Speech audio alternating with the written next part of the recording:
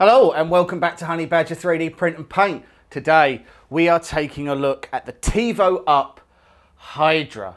First of all, roll those credits.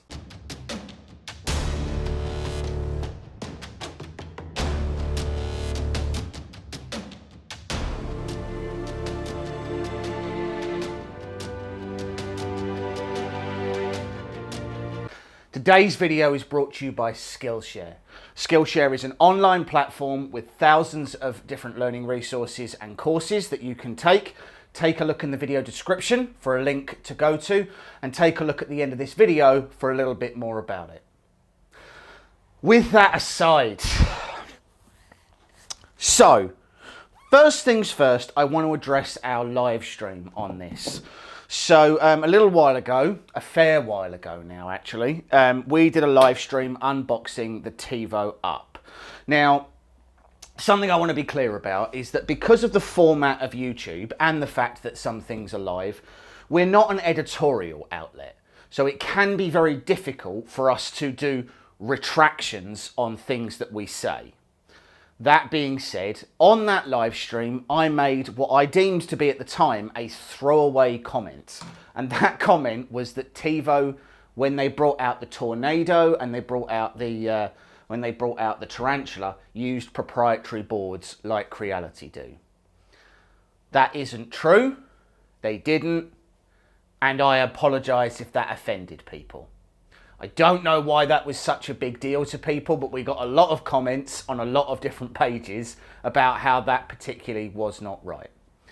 That aside, let's talk what this machine is, okay? So this is a 300 by 300 by 400 Cartesian direct drive 3D printer. It has a changeable tool head, so this tool head can come off, and you are able to change that out for a laser. You can change the laser in the UI so that you're able to do everything that you need to do with a laser rather than it working as a regular 3D printer. It has a filament runout sensor. We'll come on to that. And fundamentally, this ticks a lot of boxes. However, that is unfortunately where the good news ends for us. So let's talk history to begin with, okay? Because we have to remember this company in context of where it came from. TevoUp was previously Homer, and prior to that was Tevo. Tevo was one of the original, or OG, depending on how young you are, and I am not. So it is one of the original sort of Chinese manufacturers that came out when Stratasys's original patents expired, and they started providing cost-effective home machines. Around the same time the CR10 came out and the Ender 3 and things like that, you had the Tevo Tornado and the Tevo Tarantula. Some things happened both in the community and behind the scenes. So Creality's community grew pretty quickly, and there were some really great people that came on board that helped support others, and that community continued to grow and continues to flourish today, despite how much Creality abuses them on a regular basis. Tevo's community potentially had a little bit more hostility within it. People were still very willing to help, but Tevo didn't provide a great level of support wrapper around that. They didn't really engage with their community. And behind the scenes, one of the founders of Tevo, for all intents and purposes, gambled away all of their capital until there was a number of third-party suppliers and employees who were not paid. Right? The company folded. Tevo ceased to exist. Fast forward a few years later, and Homer springs up. Homer has some of the original Tevo stock that they have rebranded as Homer, and they began selling that stock. Some minor upgrades with the promise of the Hydra coming, a brand new machine. The Hydra, just to be clear, was actually already in the works with Tevo before they died. a number of, basically, when Tevo closed its doors, unsurprisingly, a number of its engineers went off to other companies, and that is why this bears such a resemblance to Artillery's Sidewinder, which we also have, and we have reviewed on this channel. Because effectively, the people who designed this ended up going to other companies and continuing to build the machine they designed. By the by, whether you think that's okay or not is not for this channel to discuss, and it doesn't really make any difference at this point. So anyway, Homer comes along, same founding members as Tevo, ready for a fresh start, ready for a rebrand, ready for a relaunch. Fast forward 6 months and the same problems again. So Tevo gambled a large number, Homer gambled a large amount of its capital. That capital and liquidity went away, and as a result, the Homer brand failed to deliver and eventually went away. Now we have TevoUp. We have been in contact with TevoUp this entire time. We were working with Homer. We actually did have a video on the Homer Odysseus on this channel. We have taken that video down because Homer no longer exists. It's worth noting that the Homer Odysseus that we had was the Pro, not the RS, and was an objectively bad machine. By the by, because that's not what this video is about. Then we come on to this machine. This machine that has so much going for it. Ticks a lot of boxes. An AC heated bed, direct drive, a BL Touch as standard, a changeable toolhead to make it into a laser. We have a filament runout sensor, the ability to use USB Type A as well as an SD card to run your G code off of. A lot of good features. Then we come to our experience. So, here is what I want to be clear about. I cannot tell you, A, whether or not TevoUp will be here in a year's time. I can't tell you that. And I also can't tell you whether or not your TevoUp, your Hydra, will be the same as mine. I had one of the earlier units. I was assured that what I have is a production unit, not a pre-production unit. We did get our machine pre-launch, but by the by, we did get our machine before a lot of other people did. Let's go through some of the issues that we have had and give some context to them as to how big a deal they are.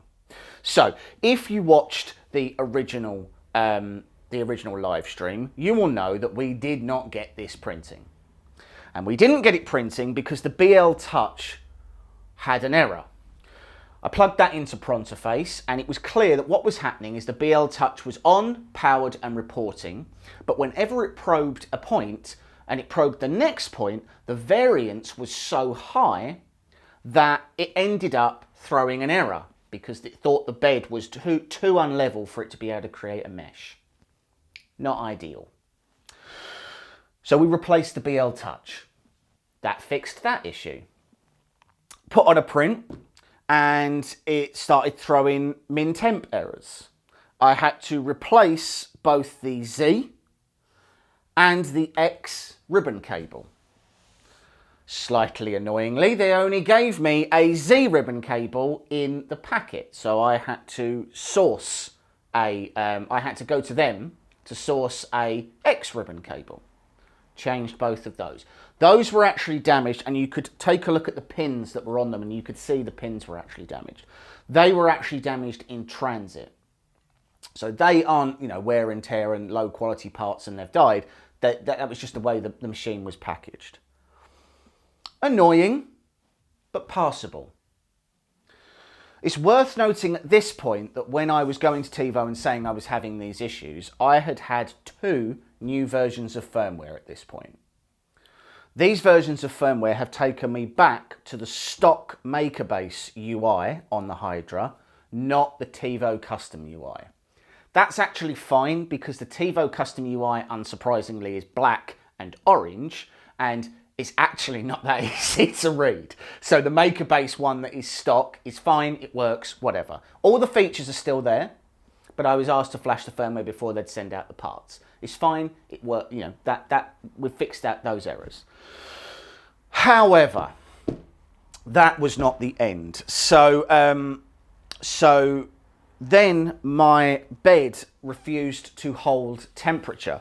Now the bed on this is very similar, or identical even, to the bed that sits on the Sidewinder X1. The Sidewinder X1 suffers from an issue where, because there's no strain relief on the bed, the thermistor works its way loose over time, starts throwing min temp errors. That isn't what happened here. What happened here was it was pulling on the cable so much that it caused a loose connection inside of the silicon heat pad, and it actually wasn't able to hold the temperature. It would reach 60 degrees, but then it would gradually drop and drop and drop. I did a PID tune. I was unsurprisingly asked to flash the firmware. I did that. It didn't fix the issue. They sent me a new silicone bed. Changed it over. That now works. So at this point, I've changed X cable, Y cable, BL touch, and the silicone heat bed. Then we come on to the next error that I had, which is that my USB Type A port on the front no longer works. I thought it might be the USB stick. It isn't the USB stick. I've tried multiple sticks. The USB Type A detects that something's plugged in, but it won't print anything from it. If you try to print from it, it'll even read as a file. You select the file and the whole screen freezes and nothing works. But you put exactly the same file on an SD card, you put that in the SD port, and that does print and it works fine. I haven't got a new breakout board for that from TevoUp. At this point, I don't really care enough or have the inclination to try and open that up and change it out. I'm just going to leave it. It doesn't really make any difference. It's just annoying that it doesn't work. We flashed the firmware again. Fourth time. The screen now, when you finish a print, the screen appears to disconnect and freezes at 99%. The bed and the tool head home, and you can take the print off, but if you want to do another print, you have to turn the machine off and back on again. Very annoying. I flashed the firmware for the fifth time. Still happens. This is a different version of firmware each time. This is not me repeating the same process. This is me going to TevoUp, reporting an issue, and then them providing me with a new version of the firmware. 5 times we've flashed the firmware now. And then the next issue is that my filament sensor continuously throws up that it's got no filament in there, despite the fact that that filament is in it, and that it appears to be depressed and everything else. So I've now ended up just putting some filament through that and not bothering. I also have to say I dislike the fact that this bit of the cable for the filament sensor isn't run through the extrusion, because there's a cap on the top of the extrusion. There's no way to get down, and it's just messy more than anything else. I don't like it.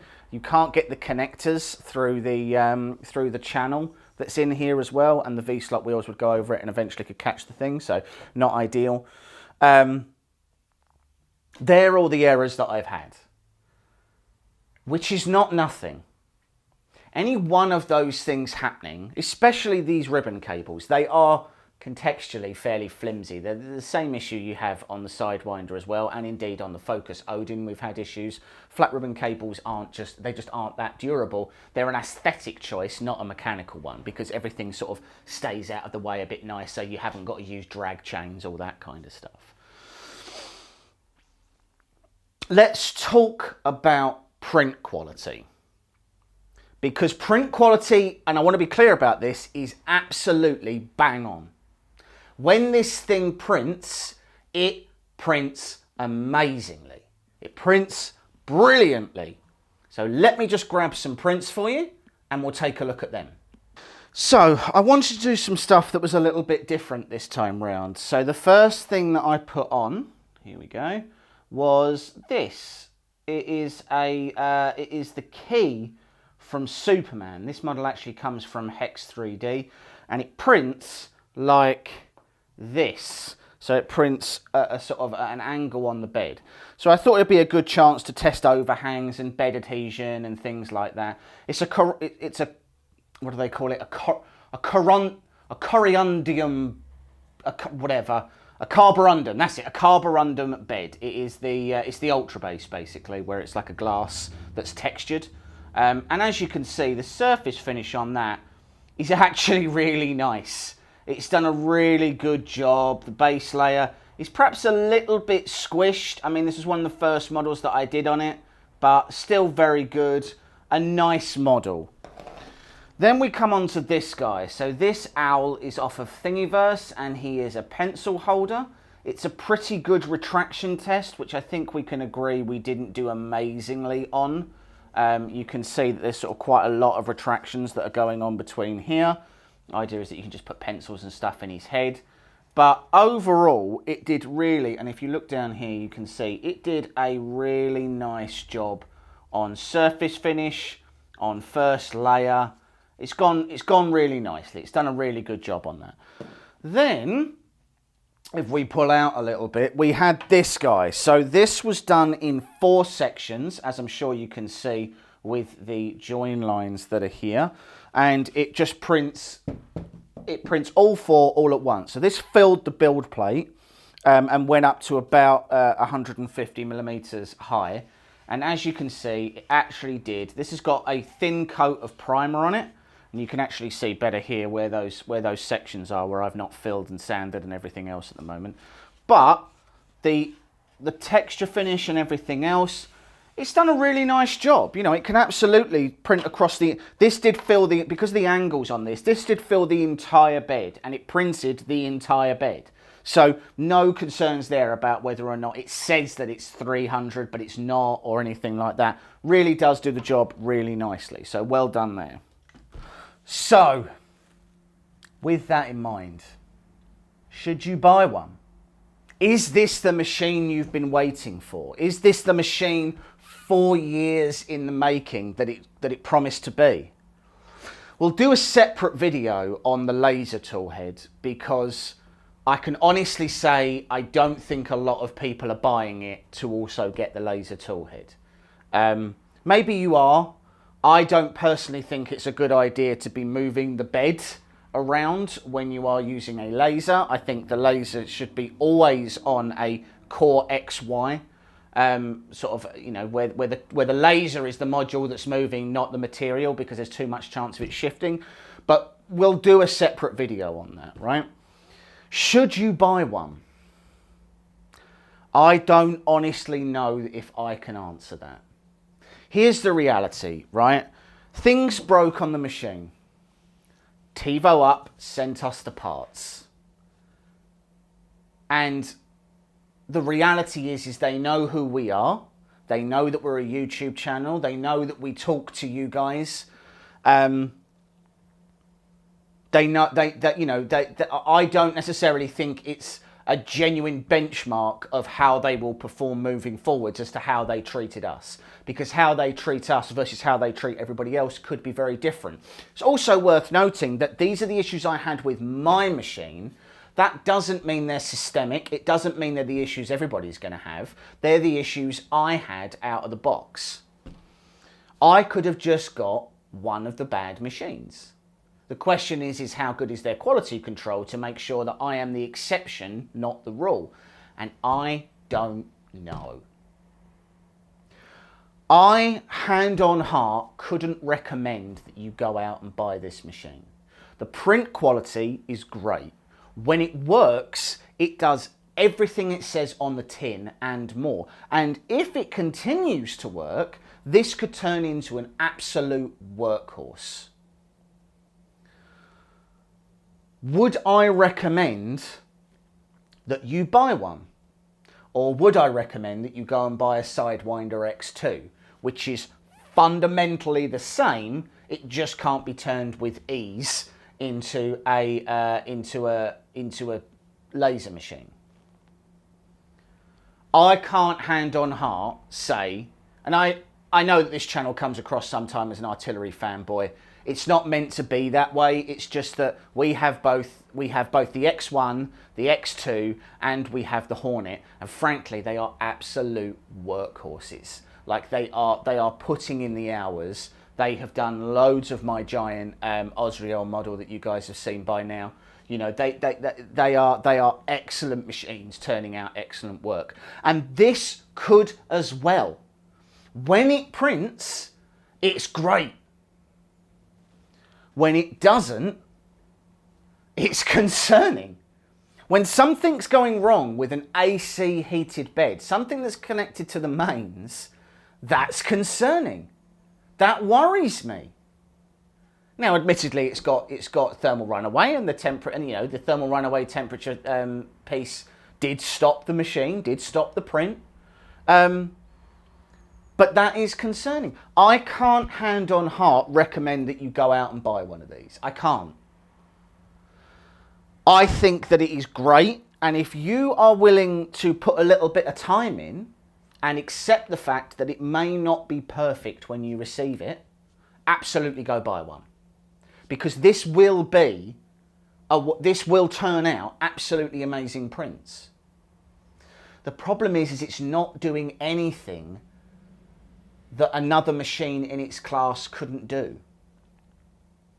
I can't say that you couldn't go out and buy a CR10 Pro Smart or whatever they're on now, or that you couldn't go and buy a Ender 5 Plus, or you couldn't go and buy a Sidewinder X2 and turn out the same results with a little bit more reliability and a little bit more confidence that if you need something in 6 months, 18 months, there's going to be a company there to provide you with what you need.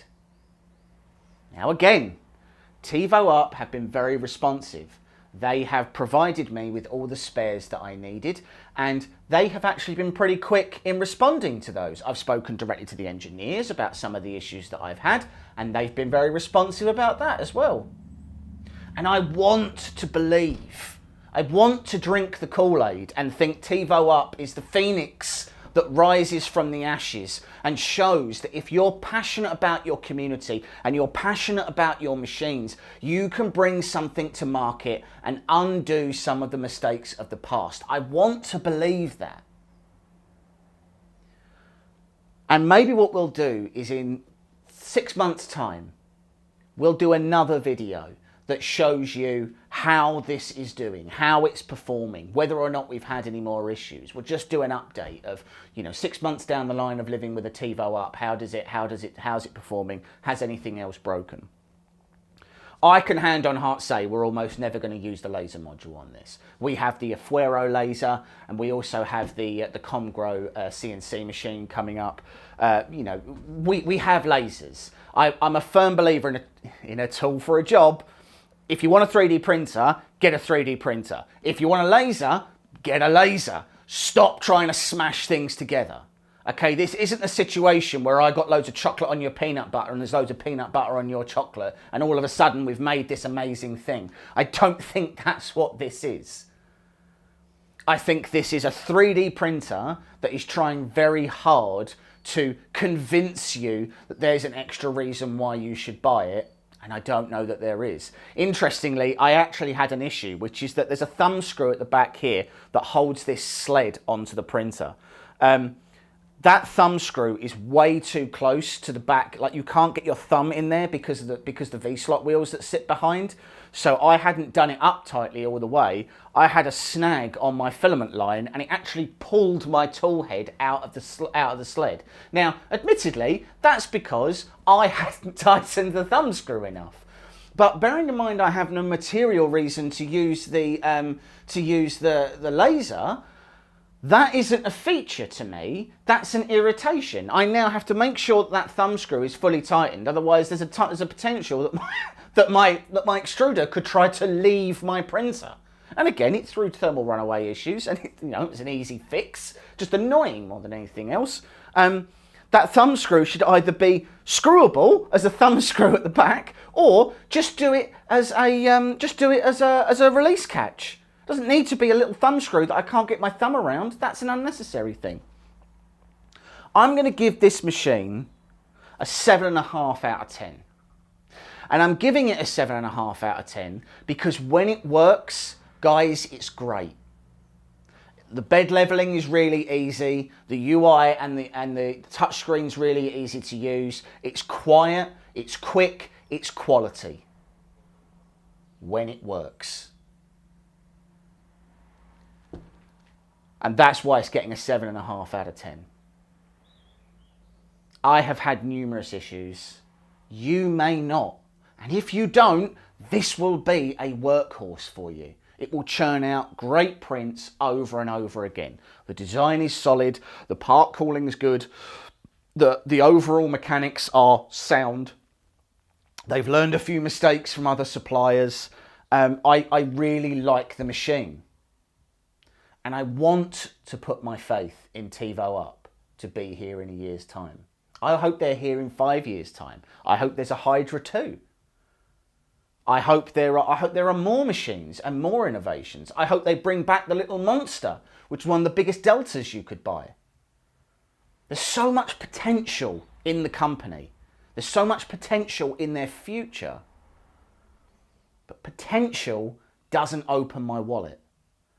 Potential shouldn't mean that I have to take a risk with my cash. Now, in this instance, Tevo sent us this machine. TevoUp sent us this machine. So we didn't risk anything here, right? This doesn't represent our hard-earned pesos. This doesn't represent the amount of time that I spent away from my family to earn money so that I could buy a thing. So the frustrations that we have are just about the amount of time we've invested in trying to fix it, which is actually contextually not that much. Easy to diagnose issues, relatively easy to fix, back up and running, off we go. Other people may not be like that. You're dropping $499 US on a machine, expected to work out of the box. I don't think that's disingenuous. 7.5 out of 10. So close. So close to being a really great machine to bring TevoUp back to the community and show what they can do. They tripped up a little bit on execution. There's a couple of pieces that are just badly designed, like this flappy bit of cable that just sits here and doesn't route through the system. I'm not a big fan of these ribbon cables. I think they're an aesthetic choice. They didn't learn from the issues of the Sidewinder X1, and when the X2 came out, Artillery have now fixed that strain relief issue. These guys haven't. Outside of that, it's not. And the thumb screw is poorly designed, obviously, as well, because it's just difficult to get your fingers in there. I really do like it, and again, when it works, guys, when it works, it's so good. But it doesn't work reliably enough for me to be able to say, yeah, go and buy this, put it in your shop, and rely on it moving forwards, because this is going to be the backbone of your workforce. Look, that's where we are. That's my stance. That's my review. Feel free to roast me in the comments that you think, oh, well, these aren't big deals, or as long as TevoUp fixed them and sent you the parts, it's not a big deal. This review isn't to try and convince you to go and buy one. It's to give you the information of what our experience was, and then you can decide whether or not your money is what you want to put, if you want to put your money where your mouth is and you want to throw the dice and get one yourself. It's your choice, guys. But just take this as a slightly cautionary tale that maybe TevoUp aren't quite there yet. That's the review. It took me a fair amount of time to figure out exactly how I wanted to phrase this, exactly how I wanted to bring it out. I don't just want to bash the company, because I think that's a very easy thing to do, and I don't think it's particularly helpful. I don't think it gives you guys any more information other than the fact that it's easy to rile me up. To keep an eye on the channel. We've got lots coming up. We've got the Afuero laser piece coming. We've got some more pieces with the Robo CNC. And then we've got that big Osriel from Wicked Patreon.